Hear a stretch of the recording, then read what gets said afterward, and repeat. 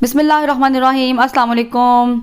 आज मैं आपके लिए बहुत ही ज़बरदस्त फ्रूट केक की रेसिपी लेकर आई हूँ और ये बहुत ही ज़बरदस्त बनता है माशाल्लाह, बिल्कुल बेकरी जैसा। और इसको हम विदाउट ओवन बनाएंगे और विदाउट ऑयल बटर बनाएंगे, यानी कि ऑयल में बनाएंगे।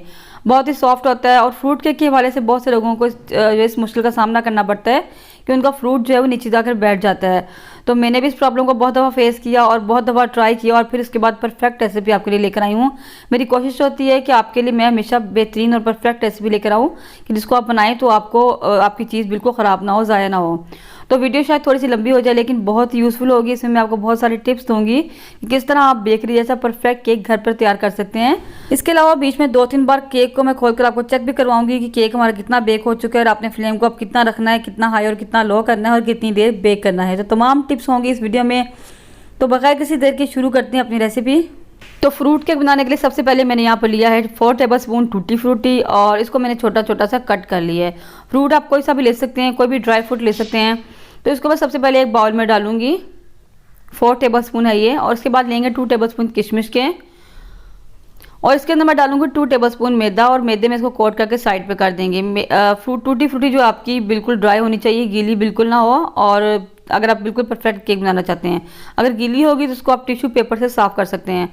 और इसको मैदे में क्यों कोट करते हैं ये मैं आपको आगे चल के बताती हूँ। तो इसको मैदे में कोट करके अच्छे से हम साइड पे कर देंगे। तो अब मैंने यहाँ पर एक बाउल में ले लिया है 2 अंडों की सफ़ेदियाँ और जर्दियाँ, इनकी मैंने अलग कर दी हैं और इनको हम बीट करना शुरू करेंगे। अच्छा, अगर आपके पास बीटर नहीं है तो आप हैंड विस्क से कर सकते हैं, लेकिन आप बीटर एक बार ले लें और एक बार आप थोड़ी इन्वेस्टमेंट कर लें तो आपका बहुत ही फ़ायदा है। अब तो बहुत सस्ते बीटर आ जाते हैं, 1200-1400 तक का चाइना का बीटर ईजिली आ जाता है।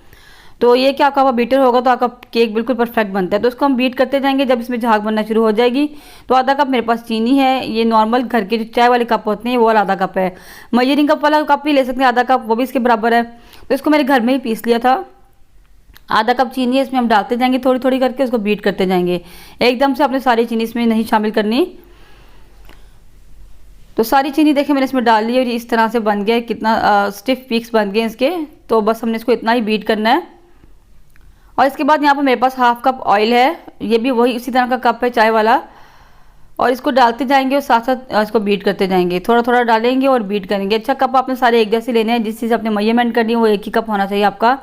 लेकिन नॉर्मल चाय वाले जो कप होते हैं, मग ना हो, क्योंकि फिर आपके अंडे जो है ना जिस क्वांटिटी में होंगे फिर आपका केक जो ठीक नहीं बनेगा। तो सारा ऑयल मैंने इसमें डाल दिया, उसको मैंने बीट कर लिया है। बस बहुत ज़्यादा बीट नहीं करना हमने, थोड़ा सा बस मिक्स ही करना है हमने ऑयल को।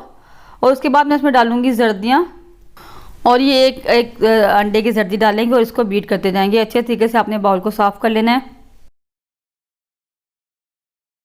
और साथ ही मैं इसमें डालूंगी 1 teaspoon lemon juice. Lemon juice क्यों डाला जाता है? ये अंडे की जो स्मेल होती है इसको ख़त्म करने के लिए लेमन जूस डालते हैं और इसके अलावा इसका बहुत अच्छा फ्लेवर आता है। साथ ही मैं डालूंगी थोड़ा सा, मैंने वनीला एसेंस डाला है मेरे पास, ये ज़रा वाइट कलर का, इसकी स्मेल बहुत तेज़ है तो मैंने कम डाला है। और 2-4 कतरे में डालूंगी इसमें लेमन एसेंस के। अगर आपके पास हो तो आप ज़रूर डालें, बेकरी वाले लेमन एसेंस ही डालते हैं, उसी के से बहुत अच्छा बेकरी जैसा केक बनेगा आपका। तो इसको बस थोड़ा सा हम बीट कर लेंगे, बहुत ज़्यादा ओवर मिक्सिंग नहीं करनी वरना बैटर हमारा बैठ जाएगा। तो बीटर का काम यहाँ ख़त्म हो गया, बीटर को हम साइड पे कर देंगे। तो एक छलनी लेके मैंने इसके ऊपर रख दी है। इसमें डालूंगी मैं 1 कप मैदा, लेवल करके लेना है आपने, बहुत ज़्यादा नहीं भरना। और इसमें मैं डालूंगी 2 टेबलस्पून मिल्क पाउडर के, कोई सा भी मिल्क पाउडर आप ले सकते हैं और ये ऑप्शनल है, अगर आपके पास है तो आप डाल लें, अगर नहीं है तो आप इसको छोड़ भी सकते हैं। 1 टीस्पून जाएगा इसमें बेकिंग पाउडर और 1/4 टीस्पून जाएगा इसमें बेकिंग सोडा और बिल्कुल पिंच से हम इसमें डालेंगे नमक की। नमक से क्या होता है, ये हलक में जाकर आपके लगता भी नहीं, फंसता भी नहीं है, ठीक है। तो बस इसको हम छान लेंगे, हाफ में पहले एक दफ़ा छानूंगी और उसके बाद इसको हम फोल्ड कर लेंगे। बिल्कुल हल्की हाथ से आपने फोल्ड करना है ताकि आपका बैटर जो हमने सारा फुलाया था वो बैठ ना जाए। तो अब मैं यहाँ पर थोड़ा बीटर की मदद से बीट करूँगी और हल्के हल्के हाथ से, ताकि जितनी भी गुठलियाँ इसमें अच्छे से ख़त्म हो जाएँ। और सारा मैदा डाल के मैंने इसको अच्छे से मिक्स कर लिया है। और अभी प्रॉपर मिक्स नहीं हुआ तो हम इसमें डाल देंगे ये टूटी फ्रूटी। टूटी फ्रूटी में मैदा हम इसलिए डालते हैं कि ये इसकी वजह से क्या होता है कि नीचे जाकर बैठती नहीं है, एक तो ये वजह भी होती है। ये टिप है आपके लिए, ठीक है। तो यहाँ मैंने डाले 2 टेबलस्पून दूध, बहुत ज़्यादा आपने इसमें दूध नहीं डालना, आपका बैटर इस तरह होना चाहिए जैसा मेरा है, इस तरह की आपकी कंसिस्टेंसी होनी चाहिए। तो एक तो ये होता है कि आप इसमें मैदा लगाते हैं टूटी फ्रूटी में, इससे भी नीचे नहीं बैठती। और दूसरी बात ये होती है कि देखिए जैसे बैटर मेरा कितना सख्त आपको लग रहा है, ऐसा होना चाहिए। जब हम ऑयल में बनाते हैं तो हमारा बैटर पतला हो जाता है, तो हमारे फ्रूट जो हैवी होते हैं वो नीचे जाकर बैठ जाते हैं। तो जो जो मेजरमेंट मैंने आपको बताई है मैदे की, चीनी की, हर चीज़ की आपने बिल्कुल वैसे ही परफेक्ट वैसी होनी चाहिए। फिर आपका बिल्कुल ऐसे ही बैटर बनेगा और आपके फ्रूट्स नीचे जाकर नहीं बैठेंगे। तो इसको देखिए मेरे मोल्ड में मैंने ये नीचे लगा लिया है बटर पेपर, इसको मैं मोल्ड में ट्रांसफ़र कर दूँगी। जो लोग बटर में बनाते हैं वो बटर होता है थिक, तो बटर में जो है बैटर खुद ब खुद थिक बनता है, इसलिए आपका ड्राई फ्रूट जो है ना ये नीचे जाकर नहीं बैठते। लेकिन ऑयल में बनाते हैं उनके साथ ये बहुत प्रॉब्लम उनको होती है कि उनका जो है ना फ्रूट्स नीचे जाकर बैठ जाते हैं। तो सारा बैटर बस मैं डाल दूँगी। तो अगर आपको मेरी वीडियो अच्छी लग रही है तो लाइक कर दें और शेयर भी कर दें। चैनल पर नहीं है तो चैनल को सब्सक्राइब करना मत भूलें, साथ में लगी बेल के आइकन को ज़रूर प्रेस कर दिया करें, और ताकि तमाम मेरी वीडियो सबसे पहले आप तक पहुंच सकें। इसके अलावा अगर आपने मेरी जो है आलमंड केक की और मार्बल केक की रेसिपी नहीं देखी तो उसका लिंक मैं डिस्क्रिप्शन में दे दूँगी, उसको आप ज़रूर जाकर देखें, और आई बटन में भी क्लिक करके भी आप उसको देख सकते हैं। वो भी बहुत ज़बरदस्त रेसिपी है, उसको आप ज़रूर ट्राई करें। थोड़ा सा टूटी फ्रूटी मैं इसके ऊपर भी डाल दूँगी गार्निशिंग के लिए।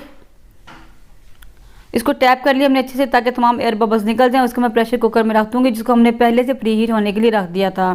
प्रेशर कुकर कैसे प्री हीट करते हैं मैं आपको पहले बता चुकी हूँ। और देखिए इसकी फ्लेम मैंने मीडियम टू लो रखी हुई है, बहुत ज़्यादा लो नहीं है। तो 20 मिनट्स हम इसी फ्लेम पर इसको पकाएंगे, उसके बाद मैं आपको दिखाती हूँ। तो देखिए 20 मिनट्स यहाँ पर हो चुकी हैं और मैं आपको खोल कर दिखाती हूँ। तो माशाल्लाह बिल्कुल परफेक्ट जा रहा है, यानी कि बहुत ज़्यादा एकदम से फूला भी नहीं है और जला भी नहीं है, ये बिल्कुल ठीक है। तो अब मैं इसको कवर कर दूँगी और इसके बाद मैं फ्लेम को थोड़ा सा लो कर दूँगी। अच्छा, मैं जो है विदाउट ओवन बेकिंग करती ही रहती हूँ, और मैं करती ही विदाउट ओवन हूँ, तो मुझे काफ़ी एक्सपीरियंस है। मैं कई दफ़ा खोल कर चेक कर लेती हूँ इसको। तो देखिए उसके बाद 20 मिनट्स मज़ीद हमने पकाया है इसको, तो उसके बाद चेक कर लेते हैं कि क्या सूरत हाल है। तो देखिए माशाल्लाह काफ़ी हद तक फूल चुका है, लेकिन एक बार हम इसको स्टिक की मदद से, यानी टेस्टिंग स्टिक जो होती है या टूथपिक की मदद से चेक करेंगे कि क्या अंदर से बिल्कुल पक चुका है कि नहीं। तो यहाँ पर मैं इसको स्टिक को डालकर चेक करूँगी। तो देखिए अभी काफ़ी बैटर इसके साथ लगा हुआ आ रहा है, इसका मतलब अभी अंदर से कच्चा है। तो इसको मैं 10 से 15 मिनट मज़ीद पकाऊंगी। 10 मिनट में इंशाल्लाह तैयार हो जाएगा। टोटल मैंने इसको 45 to 50 मिनट्स पकाया था। तो देखिए 10 मिनट मैंने इसको मज़ीद पका लिया है, और देखें माशाल्लाह और फूल चुके हैं, आप देख सकते हैं। दरमियान से कच्चा था तो वहाँ से और फूल चुके हैं, कितना खूबसूरत कलर माशाल्लाह है। और आपको चेक कर लेते हैं। तो आपने जब चेक करना हो उसको तो 2-3 जगह से चेक किया करें, क्योंकि बाज़ दफ़ा एक जगह से पक चुका होता है और दूसरी जगह से कच्चा होता है। तो देखिए माशाल्लाह स्टिक बिल्कुल क्लीन आ रही है, इसका मतलब ये केक बिल्कुल हमारा पक चुका है, बेक हो चुका है। इसको मैं निकाल लूँगी, ठंडा कर लूँगी, उसके बाद मैं मोल्ड से निकाल कर आपको दिखाती हूँ। तो केक देखिए हमारा ठंडा हो चुका है, मैं साइडें इसकी लूज़ कर दूँगी। जो लोग ओवन में बेकिंग करते हैं तो उनको विदाउट ओवन में बेकिंग का इतना एक्सपीरियंस नहीं होता, तो वो यही कहते हैं कि आपने इसको बिल्कुल भी खोल कर चेक नहीं करना। ऐसा बिल्कुल नहीं होता। ओवन में तो आपका थर्मामीटर होता है, आप देख सकते हैं कितना टेम्परेचर है, लेकिन विदाउट ओवन आपको खुद एग्जामिन करना होता है कि आपने कितनी देर बेक करना है और फ्लेम को किस टाइम लो और किस टाइम हाई करना है, ठीक है। तो ये आप खुद इस बात का ध्यान रखा करें, जब आपको लगे केक एकदम फूल गया है और जल रहा है और अभी कच्चा है तो फिर फ्लेम को लो कर दें। और अगर आपको लगे कि काफ़ी टाइम गुजर गया और अभी केक बिल्कुल भी यानी बेक की तरफ नहीं आ रहा, बेकिंग की तरफ, तो आप फ्लेम को थोड़ा हाई कर सकते हैं। तो देखिए माशाल्लाह कितना परफेक्ट केक बना है, साइडों से और ऊपर से हर जगह कितना अच्छा कलर आया है। इसको देख कर कह ही नहीं सकता कि आपने विदाउट ओवन बनाया है या आपने ओवन में बनाया है। तो वीडियो आपको अच्छी लगे तो लाइक ज़रूर कर दें, शेयर भी किया करें ताकि दूसरे भी लोग इससे फ़ायदा उठा सकें। तो देखिए मैं यहाँ पर केक की कटिंग कर लूँगी, और ये मेरे पास जो है ब्रेड कटिंग करने वाली नाइफ़ है, मैं उससे कट कर रही हूँ। आप सिंपल नाइफ़ से भी काट सकते हैं, कोई मसला नहीं है। तो केक की कटिंग मैंने कर ली है, तो मैं आपको उसको एक पीस चेक भी करवाती हूँ। तो देखिए माशाल्लाह आप केक हमारा कितना ज़बरदस्त बना है। इसके आप फ्रूट्स देखें, तमाम केक में इक्वली फैले हुए हैं हर जगह, ये नहीं कि बिल्कुल नीचे जाकर बैठ गए हैं। तो आप भी मेरी टिप्स को फॉलो करें, इसी तरह केक बनाएं, तो इंशाल्लाह आपका केक बिल्कुल परफेक्ट बनेगा। मेजरमेंट्स आपके बिल्कुल ठीक हों तो बिल्कुल आपका केक ऐसा ही बनेगा। कितना सॉफ्ट है माशाल्लाह, देखें बहुत मॉइस्ट बना था। तो मुझे उम्मीद है आपको आज की रेसिपी अच्छी लगी होगी। कैसी लगी है मुझे कमेंट सेक्शन में ज़रूर बताएं, इसको आप बनाकर ज़रूर ट्राई करें, मुझे बताएं कैसा बना है। वीडियो से मुताल्लिक़ कोई क्वेश्चन आपको जहन में हो तो आप मुझसे कमेंट सेक्शन में पूछ सकते हैं। तो मिलते हैं किसी नेक्स्ट वीडियो में इंशाल्लाह किसी नई और मज़ेदार सी रेसिपी के साथ। तब तक के लिए अल्लाह हाफिज़, दुआ में ज़रूर याद रखिएगा।